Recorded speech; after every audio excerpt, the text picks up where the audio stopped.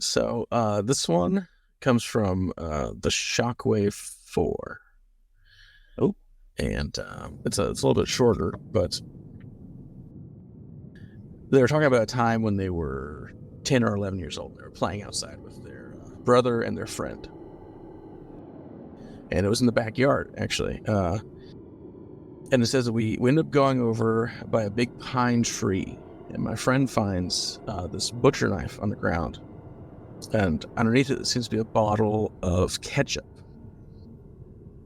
And then along with that was this what appeared to be like a gopher or some kind of animal that had been killed, and some of it was eaten. And this was all laying next to this kind of like tree stump that was like, they had like a large backyard and kind of like went into the woods a little bit. And they went and told their parents about it. They were just kids, and they ended up calling the cops. The cops said that there was someone that was kind of like suspected to be in the area. That was it was very foggy memory for him because he was so young, but he remembers his mother telling him that it was something about there was this criminal that was kind of like in the area, and he was under the custody of his dad at the time, so he wasn't like Incarcerated. Yeah, he was just kind of like with his dad, and it was a very strange set of items, but they kind of like went about their day or their lives after that. It was a couple of days later that they were asleep in their bed, and it was about 2 a.m. they think, and their dad comes into the room, opens the door, and he just starts shouting. He starts shouting, "Get out! Get out!" And the kid, he's not a kid anymore, but at the time he thought he was getting yelled at by the parent. Like he was saying, "Why, kind of like, why are you saying this to me?" And the parent kind of like takes something and kind of like flings it across the room. And he turns and looks out his bedroom window, and there was a man standing outside, just staring through the open window. And they kept shouting, "Get out of here! Get out of here!" And this guy who's in the shadows, standing outside, who knows what his intentions were, he just takes running off into the backyard and into the woods that apparently was going to lead. It eventually led to their neighbor's house.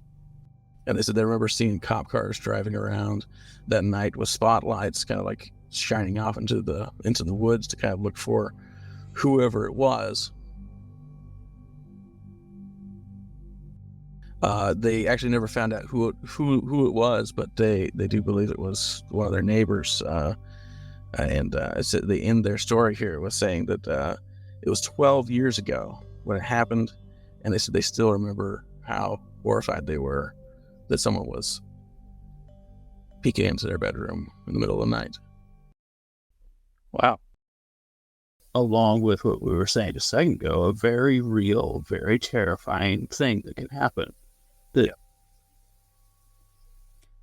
You said they think it was like a gopher.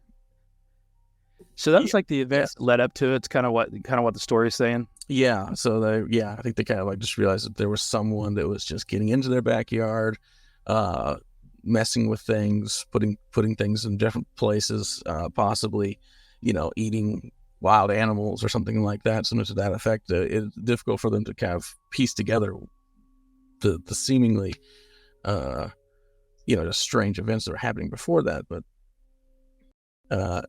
definitely very odd. So that's something else. That's the kind of stuff that makes you really kind of like feel anxious when you think about your own family, and you think about what could happen if I don't happen to walk in the room like his dad walked in that room at that moment. What he had, I think the crazy part is how he's talking about his dad shouting at this person. They even description like in the shadows, and obviously it's at night. But I see what you're saying because you have like lighting that kind of lights up a certain area outside, just like vaguely, whether it be the moon, whether it be a outdoor light.